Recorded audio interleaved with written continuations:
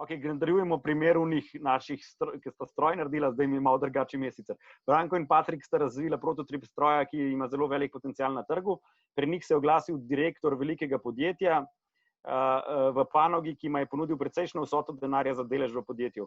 Pri tem je bil zelo proaktiven in ima je že v enem tednu poslal pogodbo za nakup deleža. Smells like a lot of money. Don't sell. Ja, kaj pomeni, da je ta don't sell? Kaj to pomeni? Yet.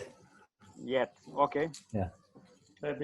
Jaz sem bil že v tem primeru. Rekel, ne gre na helikoptersko raven, pa ne malo pogleda, zakaj je zdaj ta ponudba prišla. Kaj je zadaj, ja, definitivno to smrdi. Se pravi, tukaj jaz pravim, da ima mentor izrazito vlogo čuvaja. Okay. Seveda tem podjetnikom so money hungry, nimajo pasal bi jim, ampak jaz sem enim takim podjetju, ki se zdaj z njim ukvarjam, sem jim rekel, naj se začnejo ne obnašati kot najgrša punca na vasi, ampak kot najlepša.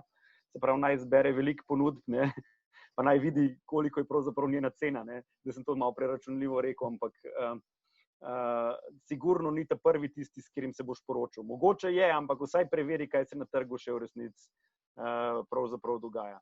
Tukaj podjetniki so lahko izrazito izpostavljeni bolj izkušenim drugim poslovnim subjektom na trgu, ne? In v primeru uspeha je lahko, to spet govorim o funkciji mentorja kot tistega, ki čuva premoženje podjetnika, lahko tukaj včasih boljša taktika počakaj, kot pa pojdi hitro, se pravi, tukaj je v bistvu čuvaj podjetnikovega premoženja. Okay.